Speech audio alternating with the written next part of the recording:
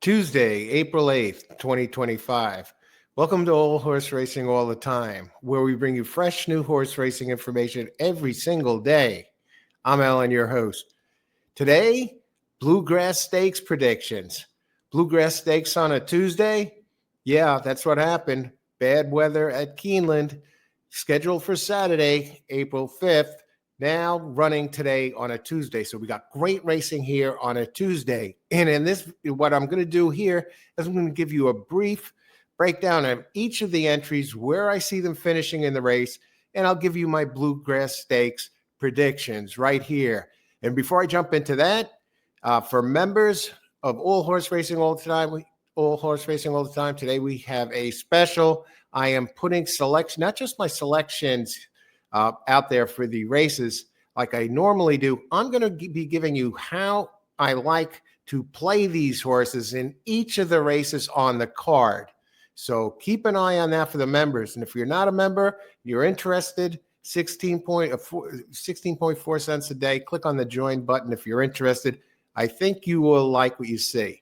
You can cancel at any time. So plays for all the races. And some of these plays will include horses, value plays, or big plays that are not in my usual daily selections that I put out there for everybody.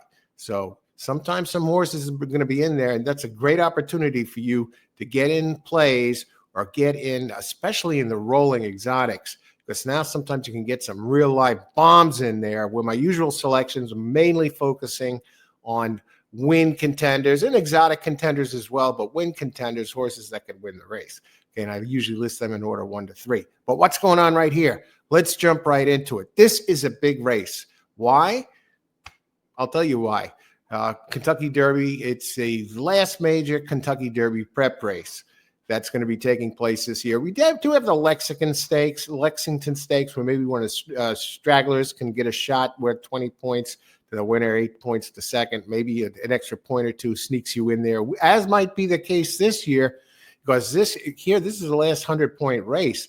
And we have a number of horses in here in this race that can jump in and make the Derby in their last push. Of course, 100 to first. Some of these top contenders look like they're going to be in there already, but like Owen Almighty already qualifies. What do we have? Owen Almighty. We're going to find out a lot about him today. So keep an eye on that. This is a fascinating race, okay? The last big prep race of the year. We'll find a lot about Owen Almighty, but there are some others there that are just below the cut or need a decent finish today that can get in there. And as of right now, the final Derby position, if you exclude 2 positions are taken by the Euro winners, came out of the AEB Derby on Saturday. And then also we have the fascinating Japanese horse who secured a spot in the Fuguru Stakes, Luxor Cafe. So 3 spots are taken. And right now, the last regular horse that's been from these Derby Point prep races that qualifies is Medaket Road with his 46 points. And I have to think Bob has his fingers crossed that one of these horses today is going to knock him out of the final spot. And I believe that's going to happen because Medaket Road, he has the big blistering early speed. I think if anything, if he's there, he'll be a pest to Bob's one of his big guns, Citizen Bull. He doesn't want his own horse blowing him out in the Derby. So I think he wants the decision made a little easier for him by having Medaket Road kicked out today. Bob, hey, you got to look for the win here in this case. Get him out of there and open things up for Citizen Bull. And another thing about the Derby right now, these early speed type horses that look like they're going to make it a big early speed Kentucky Derby, they've been dropping out like flies. So right now, going forward, things are looking a little bit better for Citizen Bull. Not that I'm saying he's a favorite, but I think he certainly has a better chance right now going forward. So let's take a look at this. That's my little pep talk, preview what the importance of this race, what's going on. Okay. So in this race, I will go one by one, and it's going to be quick. So hang with me because I've been through this race. I like what I see, and I'll go one by one where I think they're going to finish in the race. And here we'll start with River Thames. This one's inside Todd Pletcher. Right now, he needs a decent finish to get in there. He's on the board with some points. Came in second in the Fountain of Youth by a neck. He can go very fast early, especially his middle move. As we know, Owen Almighty is going to be one of the front runners, or attempt. The operative word here. River Thames, what's going to happen with him? He gets Irad Ortiz riding today for Todd Pletcher. He wants the River Thames to punch a ticket. He gets the rail. He's been on done nothing wrong. 2 firsts and second by a neck. He comes off a couple of nice Brisnet speed figures, 99, 99. Obvious win contender. I think he gets a top jock here. And hey, you hate to say an upgrade over Johnny V, but yeah, Irad Ortiz is an upgrade over Johnny V. Rides him on the inside, 200K entry out of McLean's Music. Is he going to go to the lead? I believe, I think this one, the whole thing is the distance. Most of these in here, they haven't run a mile and an eighth. This is a mile and an eighth today. He's run a mile 16th, a mile, 6 furlongs. Moving forward, and actually he ran better in his last race in a mile and 16th. As best race so far, despite finishing second.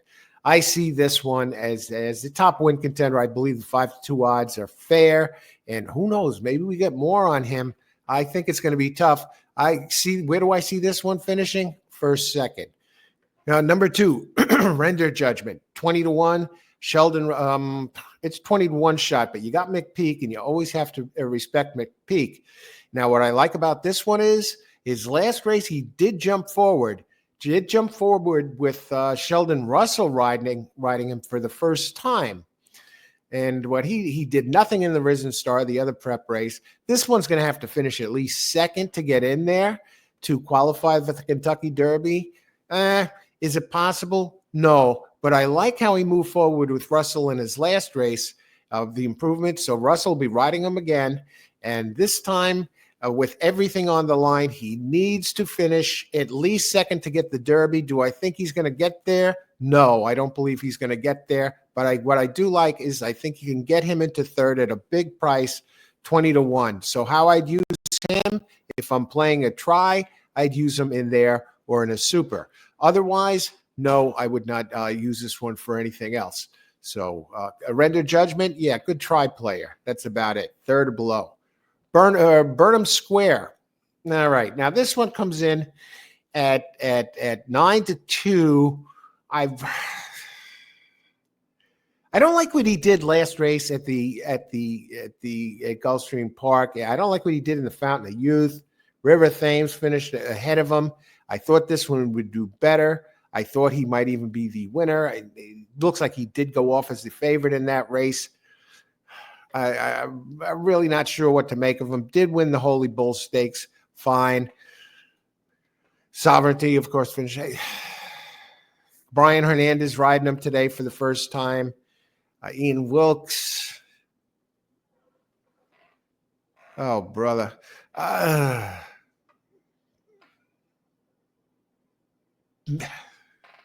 Today, I like him third or below. I can't go any better than that here. Kind of, a chance to get into the Derby. He's one of those. River Thames is one of those ones that can jump out and go back to River Thames, the one. I believe this one is going to knock Bob out of the spot, that final spot right now, Medocket Road.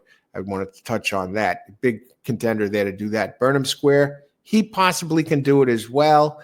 But today, the 25 points, third place, will he get second? I don't see it. I see him third or below, possibly even fourth, really. I just didn't like what I saw from him in that last race. Okay, at 9-2.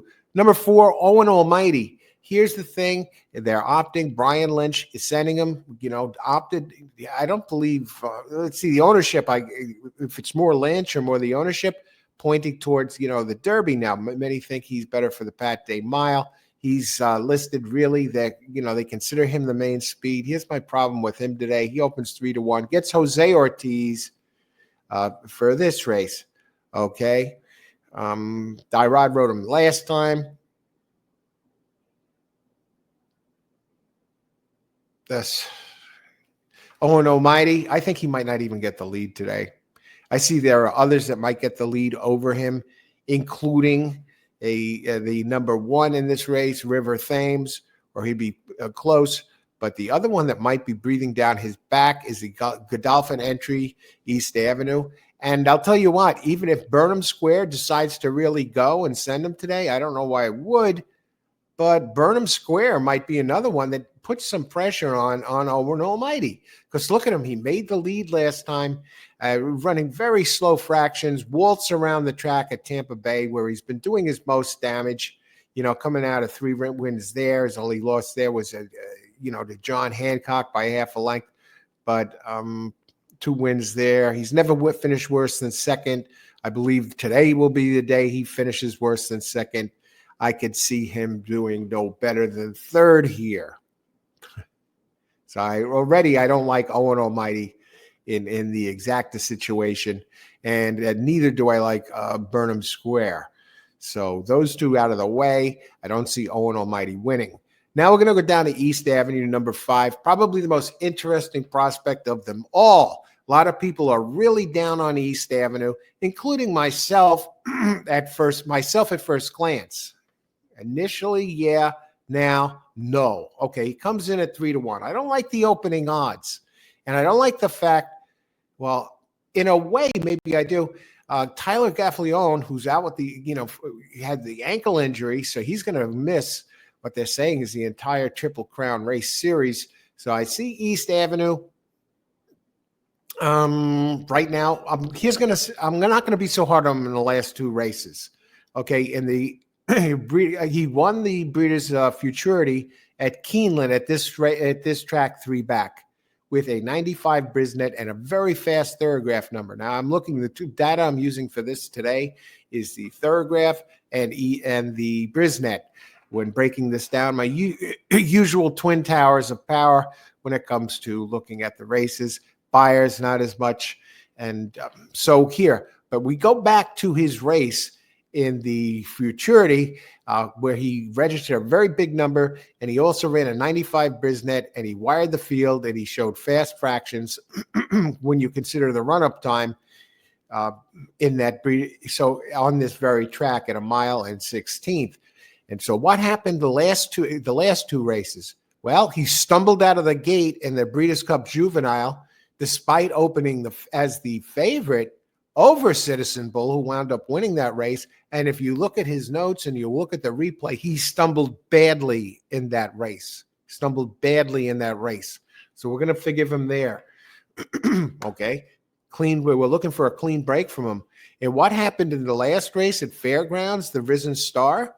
What happened is he ran into a buzzsaw, and in Magnitude, who of course came up with the ankle injury, and he's out of the whole picture. Ran on that big buyer figure, 108 or so, Magnitude. So he faced Magnitude, and he was going a little quicker earlier than his initial numbers would indicate. He was 1.5 off the pace in a 46-4, opening 2 calls in that race, which Magnitude just seemed to get faster and faster and faster. And then I think it looks like he pitched tent and folded up and finished 22 lengths up the track. So here, but he still gets 3-1. What do I think this one doing? He's one I see that can possibly finish in the top 3. Do I like him best on top to win? No. I see him second, third, most likely third, but he could take second or even win here in this race. And because with a clean break, he's back on a track that he ran well at. Brandon Walsh, always dangerous. Now, we'll go back to Tyler Gaffalione with the injury. Who's riding him today? Luan Machado. Machado comes in, and what Machado has done is he actually broke his maiden first asking on East Avenue at Ellis Park in a 6 furlong for a contest, where this guy just ran away with the race from start to finish. At the first call up by 1, second call up by 2, stretched by 4, won by 8 lengths in his only race with Luan Machado. So it's kind of a reunion. It's a beautiful story if Luan Machado gets back on the horse and now possibly ends up riding him in the Kentucky Derby if he gets him in there. And he can do it. He's going to need a second place finish in here to get in there. And so we're going to be looking for him to be, Brendan Walsh to have this one ready to fire. And if I look at the workouts he's had since the Risen Star Stakes, they've been nothing less than fascinating. All of them really excellent workouts. His most recent, a 7th out of 107 here at Keeneland, a 47 flat. And before that, he had a 4th of 34 Fairgrounds, 59-4. And preceding that, back-to-back bullets at Fairgrounds, and 2nd of 39 before the bullet, 40. I mean, this is a workout machine. Even shortly after 12 days after the Risen Star Clunker with Magnitude, he fired a 10th out of 54, 48-1. So he's working very strongly for this. I think he's a win contender. Of course, you got the Godolphin breeding out of Meglio d'Oro. Godolphins, they usually train these horses. They can run forever. So definitely a win contender. So keep him in mind here. And you're getting 3-1. Chancer McPatrick, we got enough pace, number 6. Chancer McPatrick, that he can gets Flavien Prat back up, Jockey of the Year, Eclipse winner. He's up. So he's ridden him every time. He hasn't won the last 2. I'd be tempted to put him on top. I wasn't crazy about the fact that he wasn't able to get the job done against Owen Almighty last time, finishing over 3 lengths back. So I'm a little down on him there. Is he a win contender? Chad Brown. It's a coin flip between Chancer McPatrick. Right now with Chad Brown, and with the speeds in there, the ones that we talked about earlier, I think Chancer McPatrick and the top choice, number 1, are my top choices to win. River Thames, between, if I was going to throw a third one in there for a box with the Exacta, it's tough. It's tough. I'd be more inclined to use East Avenue in there before Owen Almighty because of the distance. Okay, but definitely a win contender. Okay, Admiral Dennis. I don't like what I've seen from him. 20-1, that's fine. Sure, he gets Luis Saez up. No. I don't see him in the top 3. Maybe slip into 4th, 5th.